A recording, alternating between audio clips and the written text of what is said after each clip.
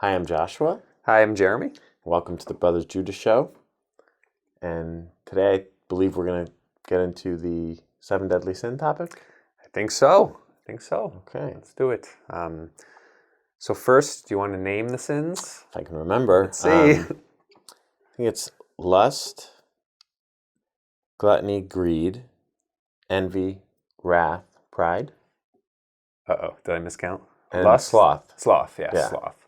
Yes, okay. So, First of all, those I believe are from Dante's Divine Comedy. okay. So I don't think it's necessarily 100% biblical. Yes, those being the 7 deadly sins, I believe it's not specifically in the Bible. It doesn't talk about those being 7 deadly sins. However, I think them being sins, I think that's consistent with the Bible. Well, some of them definitely are, like pride, and I think overindulgence or lasciviousness. I think the Bible mentions. I don't know that it specifically calls out each of those, but anyway, we could still talk about it. Yeah, I still think having an understanding of those and working to not do them, I think it will help people be better people in general, and also better Christians if they are Christians. All right. Well, which one do you want to start with? Why don't we start with gluttony? Because I have a story that it's been burned in my mind since it happened. Okay. So I think this conversation is going to take an unexpected turn. By you or by me? By me. Uh-oh. Okay. Just to warn you, but you can start with your example. Okay. So my example is, I live on a very, very small farm, not for production for everyone else, but maybe just gardening for myself and my family. So we got chickens because I thought in my mind, if I'm either going to be a vegetarian or the chickens I do eat, I would want them to have lived a good life and be healthy. So whether I killed the chicken myself or whether I hired a hitman to kill the chicken and package it and prepare it nicely for me, I was still killing a chicken. So if I was going to do that, I would rather not fund a large industrial farm where the chickens were all crowded. I'd rather have the chicken live a nice life, being free range, walking around in my yard and eating bugs and seeds and plants and all that good stuff. So I thought it would be better that way. So we got chickens, and at some point in time, it became necessary for me to cull one of them or more. Had too many roosters, and there's a whole rooster to hen ratio I won't get into, but so I had to do it, and I was avoiding it for I would say weeks, probably 3 weeks. I was avoiding it because I don't want to do it. I don't want to kill a chicken. But of course, during those 3 weeks, I had no problem going to the grocery store and buying a chicken, which is exactly the same thing, if not actually worse. I actually believe it's worse because that chicken I bought from the grocery store has to be replaced. And so now the chicken that's being replaced is living a bad life. So anyway, to get to the story, I avoided it for weeks, and finally I'm like, you know what? I have to do this. So I decided that I was going to wake up, not eat a single thing, and the first meal I ate was going to be that chicken, and that way I would be hungry, and the chicken would have died for my nourishment and survival rather than, just a food, a pleasure. So by the time I actually ended up doing it, and then, not to be gruesome, but preparing and cooking, it was probably, 2 or 3 in the afternoon, and I was actually it might have been even later, 4 or 5, and I was pretty hungry. So I was feeling good. I was feeling like, okay, this chicken died for my survival and for my nourishment. I felt like it was not something bad, and was feeling a little bit good. And at the same time, my wife, who is very sensitive, she's very loving and caring for animals, so she didn't even want to see it or anything. So she was pulling something out of the fridge, a pre-prepared lasagna that she had microwaved, and so I took the chicken out of the oven, we both got our plates next to each other. So I took 2 chicken legs, and then she had the lasagna out. So I said, okay, I'm gonna have some lasagna too. And I put lasagna on my plate, and still feeling good. I went down, we sat down, and we started watching TV while eating. And I don't know why, but I decided to eat the lasagna first. So I ate the lasagna, and then I picked up the chicken leg, and as I went to bite, I realized that I was not hungry at all. Like I wasn't stuffed, I wasn't full, but I wasn't hungry. Like at that point, I was satiated to the point where I felt nourished and I didn't need to eat anymore. But what did I do? I continued to eat, and both legs.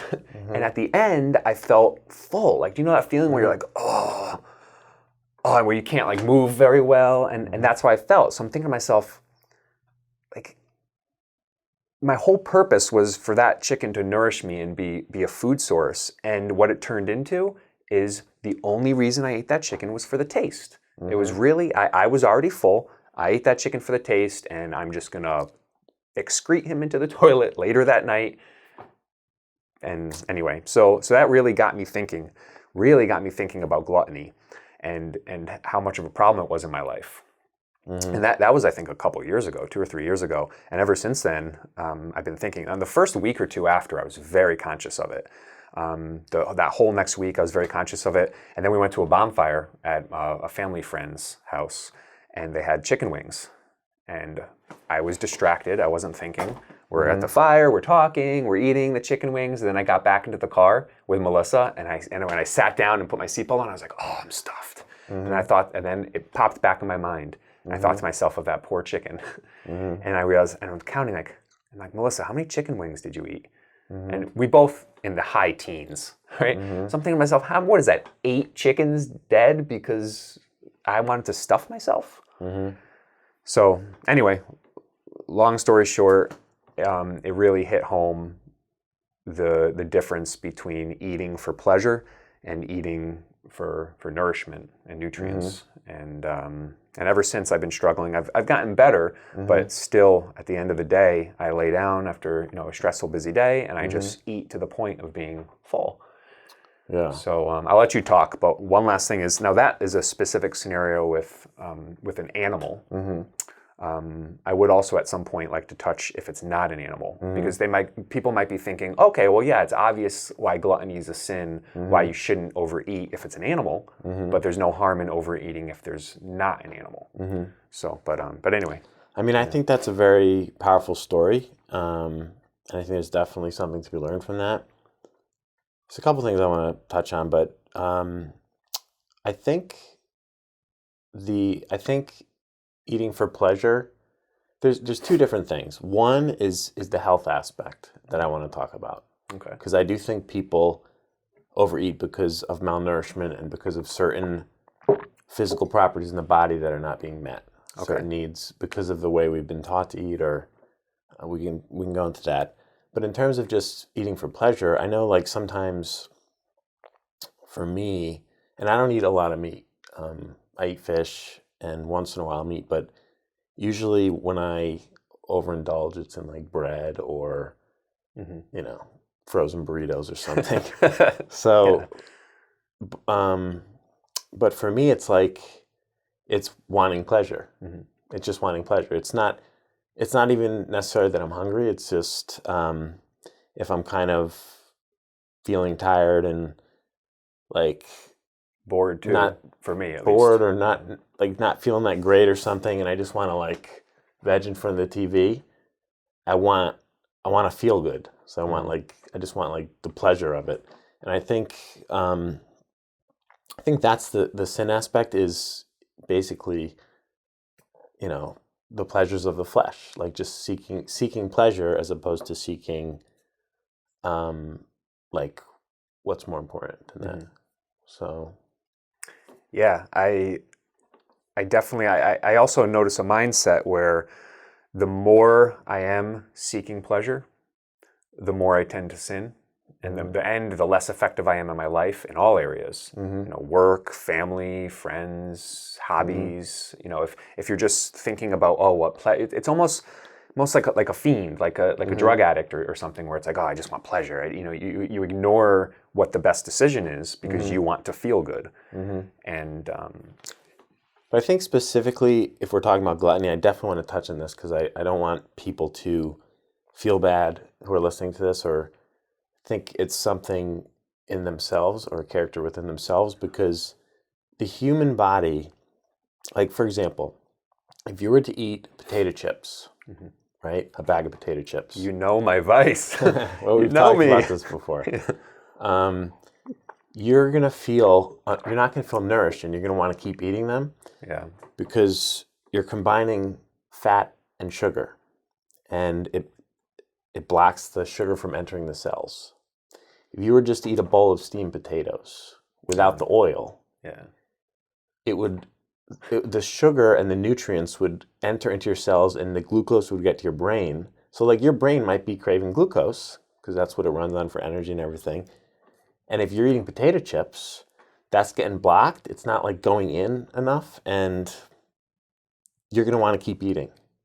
So that has nothing to do with you sinning. That has to do with you're trying to meet a need, a physical need in your body, but we've been taught wrong. The trends out there are all about whatever. We've never been taught that how the body works properly. So well, I agree with you in all that you said. I mean, I know if there's a pile of vegetables, raw vegetables in front of me, and a pile of something like a potato chips, I know I feel fuller, and it's much harder for me to eat the pile of vegetables, once I am full, if I'm not hungry. The potato chips, I could be stuffed, and I could still be putting them in my mouth. Yeah. So I agree that there's that. I still think there's a sin. It might be easier to sin and more tempting to sin in today's society, but I still think it's a sin. I mean, I don't want people to feel bad because I might not look like it, but I am completely guilty of this. 99% of the time I'm eating, it's for pleasure. It's for, and I hate that. So, I mean, what you're bringing up is completely true. The foods we eat and our society has made it so tempting and so easy and so almost psychologically and physically. The problem is people are malnourished. They're dehydrated, they're malnourished, they're nutrient deficient. Their body's craving something and telling them, eat. Yeah, but we don't know how to eat properly. Yeah. It's very, very hard. I eat mostly fruits and vegetables. It's very, very hard to overeat fruits and vegetables. Yeah. Like I'll have an apple, another apple. If you were to say eat another apple, it'd be like I had enough. And you feel nourished. Like I feel so nourished since I've learned about proper health. I feel so nourished. I mean, the only time I struggle with this is with gluttony, is when I've had a long work week. Yeah. Feeling kind of crappy. I just want to feel good, and I just want the pleasure. That's I think an aspect of it where we could be just seeking pleasure, but I think for most people, I would say the vast majority of Americans, we don't know how to properly nourish ourselves. And I think it's both. I think what you're saying about not properly nourishing ourselves, I think that's completely true. But I also feel like most Americans feel exactly what you're saying. They're feeling overworked, feeling tired, feeling like they just want the pleasure. They're running around doing things, busy, working, trying to take care of things, and they it's at the end of the day. Or even a break from work, and so it's a combination of both, and both by themselves are extremely powerful. And then when you put them together, I don't even know how people don't. It's obvious why we have a problem here. Yeah. Yeah, I mean, I think that also touches on other aspects of our society, like why are we tired? Why are we unsatisfied? Yeah. Why do we have this deep kind of ache inside that we don't know how to fill? I think the scope is larger than just gluttony. Well, yeah, it is. I feel like we could have multiple sessions on this topic. I mean, why don't we try to just limit it to? Well, it's kind of hard to limit it. I mean, I don't know. Is there anything else more you wanted to touch on with that? Because I think this is something we don't necessarily agree on like, again, just like the money episode. Everything But you said, I agree with. We agree, but I think if you learn the principles about health that I have learned, Yeah. you wouldn't struggle nearly as much. Like if you I say agree with you that. struggle 90% of the time, you'd struggle maybe 5% of the time. I agree with that. If I ate your diet, I would, or even if I ate the diet I want to eat, like the diet I talk about, I know we have slight differences in our diet, or not our diet, how we want to eat. Like I want to eat just everything out of my garden, everything just natural and raw. If I did that, I think I would not have nearly as much of an issue. Yeah. I really do. So I really do agree with you. Way more than you think. Try overeating a bowl of steamed potatoes. Seriously. I know what you mean. With no oil on it. Just try it. Yeah. So. Okay. Well, this is a huge topic. I'm sure we'll touch back on this in future episodes. But for now, I would like to have the 7 episodes be about the 7 sins. So all of the causes, things like that. Let's talk about it another time. For now, I guess I'm sure there are millions and millions and millions and millions of people that are struggling with this as well. Like I said, I'm struggling with this, so it's not. I mean, the only reason I picked that first is because I struggle with it so much. So don't think I'm here telling you, oh, stop eating, because I know it's extremely hard. And I think you bring a unique perspective with health and what to eat to help alleviate those cravings. But at least for this episode, I really want people to realize that it is a sin, because I feel like in society, it's not really seen as a sin that much. And I think there's the whole media. For a while, the media had been putting out images of unrealistic body expectations, say. So then there was almost a backlash against that, and now it's almost celebrating an unhealthily large body. And even if you're not celebrating a too large of a body, I feel like it's just common. It's almost how porn is. I mean, that's another. Well, that's the lust everything issue. in society is basically becoming anything goes. It's like everything is being like any indulgence is the norm and is not wrong. Like that's the status quo. So That's true. I mean, I think. I mean, I feel like sin is like missing the mark. It's not being the best you can be. And I mean, the best you can be. It's almost like if you have a car and you fill up your tank and it's full, and then you like sin is waste. Also separating from God. So if we're eating to feel good, then we're not seeking closeness to God. We're seeking pleasures of the flesh. So I think that aspect of it, and the fact that people do it carelessly, like when I eat in front of the TV, I'm not really paying attention. Like my frozen burrito will be gone. I'll eat 2 of them, and I didn't even notice that I ate them. Yeah. Like it's just like, and I think that aspect of it is very real. Yeah. I think it has nothing to do with body weight or like a person's character. Like that aspect, I think, is 100% just health, and we don't really know how to properly nourish ourselves because of the health trends out there that are profit driven, and we can get into all that. But I'm not saying that there isn't a sin aspect to it. I definitely agree. Yeah. In our society, we just want to indulge whenever we can. Yeah. With whatever it is. That's true. I think gluttony. We're out of time, basically. Unless you want to just add a cut. We could do a cut if you. Okay, we'll do a quick cut. All right, continue. Oh no, I mean, is there anything else more you wanted to say on the topic, or? I don't know. The cut jogged my, disrupted my thought. Yeah, I mean, I think what you said alone, the fact that when we're being gluttonous, it's the seeking of the pleasure. That alone, I think, makes it a sin. But then there are other aspects too, like the health aspect. It's harming our body, the wasteful aspect, or if harming either the like in my example, the chicken. A chicken died so I could have pleasure. Yeah. There are other effects that I think that aspect is very real. Like if a chicken died so you could have pleasure, and yeah. But I think, like for example, when we're under stress, right, we need glucose to the brain to help kind of cool the brain off. And so when we get stressed, we'll want to eat. We want to eat because we're Yeah. trying to get glucose to the brain. So there's a very real physical need. Like kids with, kids that are really like hyperactive or whatever, they healthy glucose like fruit and stuff to the brain.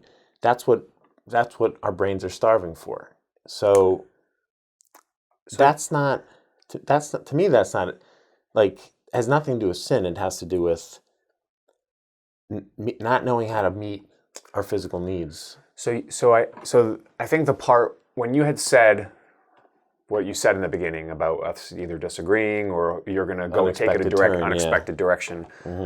So I think the unexpected direction that you're talking about is that it's almost not necessarily a sin because our bodies are just responding to. If you're under stress, yeah, and you want to eat a cookie, it's because your brain needs glucose. Yeah, but we're not told that the cookie has butter in it, which prevents the glucose from actually going into the brain. So this might be where we disagree because I'm not disagreeing with any of the health aspects that you're talking about. I think I might have a harsher view on people than you do. I think you might be more forgiving to them. And I might be saying, like in my mind, everyone knows a cookie is not healthy. So when they're choosing a cookie over an apple, it has nothing to do, like yes, their brain is giving them that eat and eat that whatever they're needing, but humans are still choosing to drink soda over water, and they're still choosing to eat cookies over apples. It's not like, yes, they might not understand health and diet as much as you do, but there's a simple basic knowledge that I would think at least 90% of Americans know. When they're eating that cookie, when they're eating those chips, when they're eating that ice cream, when they're eating that cake, whatever they're eating, when they're stopping at fast food, they know it's not good. Well, choosing a soda instead of a juice, let's say a fruit juice, is kind of slightly different than just drinking two sodas. Like the amount you're consuming and what you're selecting to consume are slightly different topics. Oh, okay. So we're talking gluttony amount. as in overconsumption. Okay. But if you want to talk about why is someone choosing a soda instead of an apple juice, that's a different slightly topic. Different than gluttony. No, I see what you're saying. So the gluttony is when they're already drinking that soda and they've already why do they keep drinking more? And you're saying because their body is their brain isn't getting the sugar that it needs, the healthier kind, or they're nutrient deficient. We don't have the minerals. Like if people don't have the minerals for our nervous system, the mineral salts. So I see what you're saying. I think I still have a more. Well, you're judging yourself, but I think you judge yourself about. I judge myself very harsh and very. So you're holding yourself to these really high standards, and I'm not denying that there's a sin aspect in seeking pleasure, but like for the most part, because I probably struggle with just as much as you. Gluttony? Well, I used to when I was younger, man. I could eat a whole large pizza by myself, bag of chips, a whole carton of ice cream. But now that I eat the way that I do, I barely have any cravings. Yeah. The very little that I do, maybe once every other week, is just because I'm alone, I'm tired, I'm achy. Yeah. I'm sitting on my sofa watching TV, and I just want to feel good, and it's just pleasure. I think you're focusing on the causes, and I'm focusing on it just being a sin. And in my mind, I'm thinking, oh, just power through it, just willpower it. And in your mind, you're thinking about all the causes, and you might have a more strategic plan on how to solve it. Me just build up your willpower and put the chips down. I mean, that might be unrealistic. I mean, it's been unrealistic for me, or not unrealistic, but it's been a struggle, and I'm better than I used to be, but I'm nowhere near as good as you. So maybe your perspective, and I guess we agree that there is a sinful nature in overindulging, and it's not just food. I mean, gluttony, I think, can be anything, too much of anything. I mean, even Well, I guess greed. Any pleasure. Too Just much. pleasure. Just wanting too much of it. Yeah, too much. Or not even too much. Just seeking pleasure instead of seeking closeness to God. Like that's what the sin is. We're seeking pleasures of the flesh. Yeah. Like having sex, let's say. Well, right? I know. I wanted to bring that up like 5 times, but that's lust. Well, we'll talk about it more in another show. But like doing it to feel close to your partner, versus doing it just to feel pleasure yourself. Like it's a natural, like hunger is a natural human need, just like, or it's a natural human desire that arises. That there's a healthy, like it's a healthy thing, right? Yeah, and same thing with sex. When used properly, is a healthy human expression. I think the issue is when we're just doing it for pleasure. Yeah. I mean, there's no denying that. I was going to bring up sex in when you're saying that because of the foods that are in our society, and because of basically the foods that are in our society, that people are craving because their body is needing that. Well, it's clear our body craves sex. I mean, it's clear that we have that desire. So that's why I almost don't see that as it's true what you're saying, but I don't see that as an excuse as, like, don't worry about it. Like, and I know you're not saying don't worry about it, but it's not a pass. I'm not saying don't worry about it. I'm saying understand it. Like I don't think willpower, you could eat a bag of chips every night. Yeah. And I don't think willpower is going to stop it because it's not meeting the need. If you were to eat a bowl of steamed potatoes every night, you would feel more satisfied, you wouldn't have cravings, and you wouldn't need any willpower. So I just don't see it as... Well, I mean, I agree with you. What you're saying is what you're saying is a technique, and a positive technique on that will alleviate those cravings and make you not need to willpower through it. So and it makes you healthier. I don't think it's possible to willpower through it.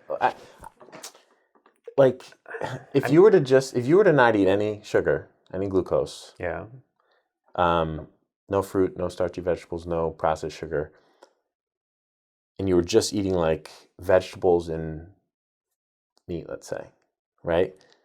At some point, your body would force you to eat sugar. And that's why people have those binging cycles. They have the binging and the restricting cycles, like every week. They'll like binge on the weekend, then they'll try to get really strict all week. It keeps us in this cycle of like binging and restricting, because we're not giving our body what it needs. If you were to just eat, you could eat as much fruit as you want, and that's not... There's no sin. There's like no sin aspect to it, and you can't overeat it because when your body's satiated, it's satiated.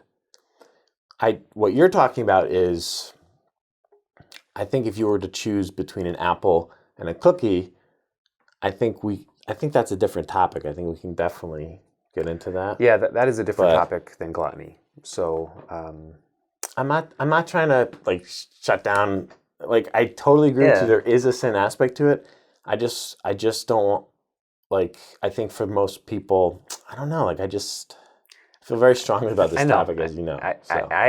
I think you agree with me, and I think I agree with you. I think we're just kind of looking at it two different ways, and I think we're both right. I mean, I think you're absolutely right. If the food that was available to us was, well, I don't even like using that word because healthy food is available. I mean, you get it.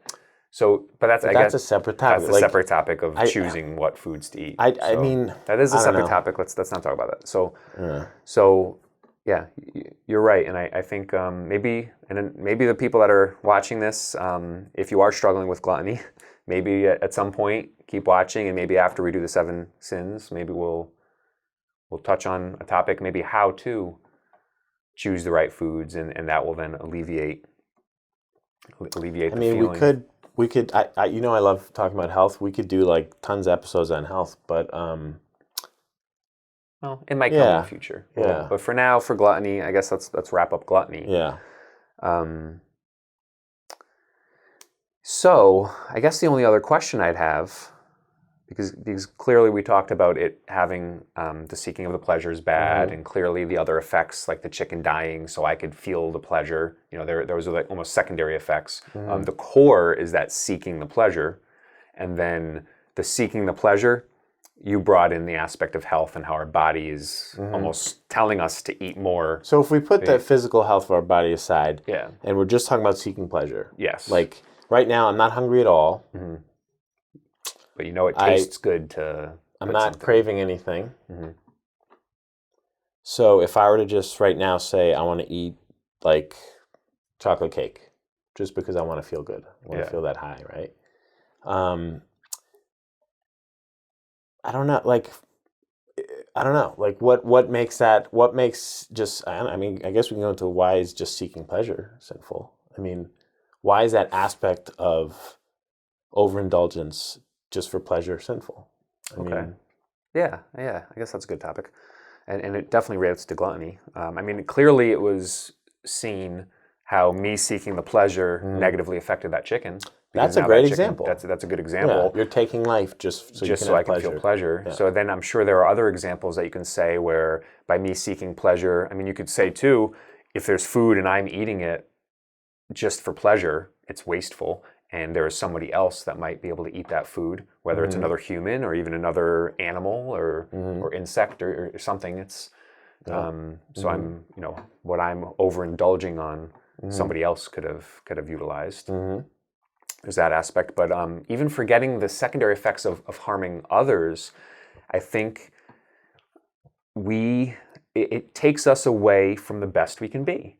So I mean, even if you break it down to just the time we spend, so even if the best we can be, utilizing every second of our precious life to its most effectiveness. And if right now my body doesn't need any more fuel, yet I'm now spending time for just pure pleasure eating, well, now I'm wasting that time where I could be doing some other activity. And yeah, I remember when I used to eat like bowls of ice cream in the evening, the next day I would feel kind of tired and kind of sluggish and like not really that motivated to like work on my personal growth and like, and it definitely does, I think, have an effect on being the best we can be. Yeah. And I mean, I think that alone, I mean, those reasons alone, I mean, we're here to be the best we can be. And not just waste time just for pleasure. And I mean, I'm sure there are going to be people that say, oh, well, if you're not going to have any pleasure in life, then what's the point of living, or things like that. But I'm not saying that you shouldn't have pleasure. Enjoy the pleasure while you're eating, but don't be gluttonous about it. Don't like when you're hungry and you eat, even if it's vegetables. I remember there was one time, I don't like raw tomatoes, but there was one time I was out helping, was I helping? I forgot where I was. I was doing something. I was building like a stone wall or something in the summer, and it was hot and it was sunny, and I wanted to finish, so I didn't go inside to get something to drink or eat. And I was so hungry and thirsty that I walked over to my garden and I was like, I need something to drink and eat. And a tomato, I was like, oh, that has water, juice in it, right? And normally I'd pick a cucumber, but I don't think they were ready, or I don't know why. But I picked a tomato and I ate it, and it was so delicious. It tasted so good when I normally do not like tomatoes at all. So the pleasure, that's a good point. The pleasure you get, or the satisfaction and feeling of peace, I guess, that you get from being kind of right alignment with food like that is greater than the pleasure we get from overindulging in bad food. So, so it's almost like more like for example, like I feel like to me being close to God is the greatest pleasure there is. Like when I'm really like for long periods of time really focusing on my relationship with God, that to me that's the best feeling. Like the peace that I get and the closeness is the best feeling that there is. So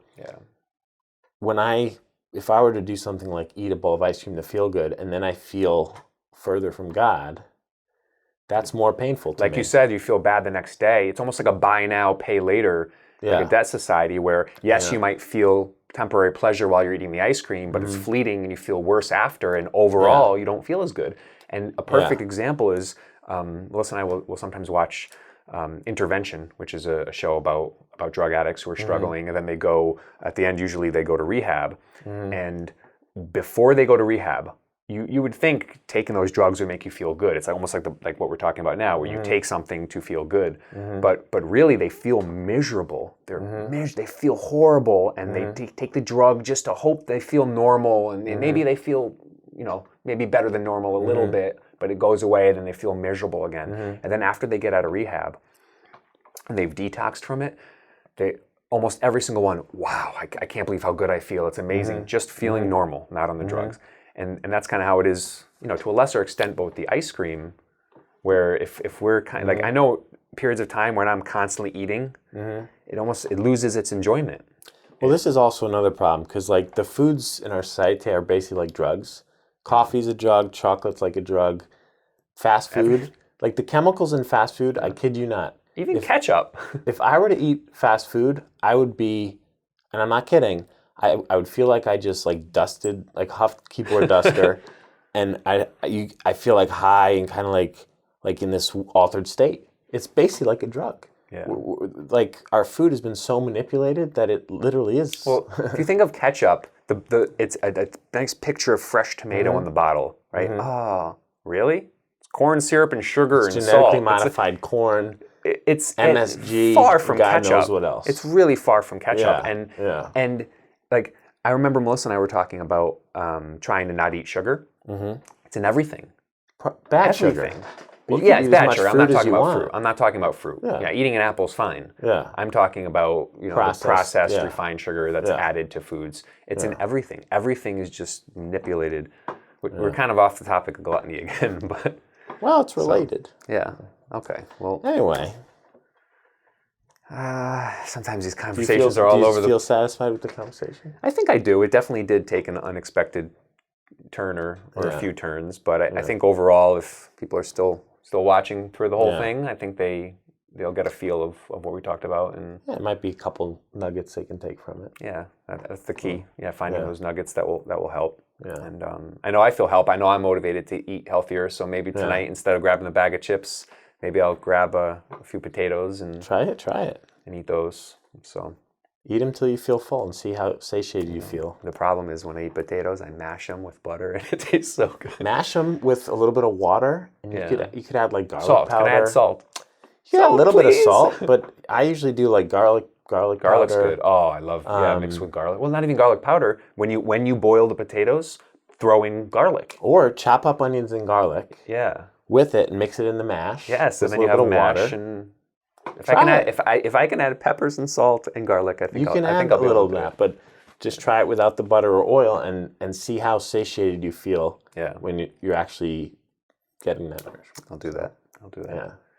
All right. Well, I always enjoy these conversations. Hopefully, we touched on everything we want to touch on gluttony. Next, we'll do another one of the 7. All right. Sounds good. Thank you. Right. Take care.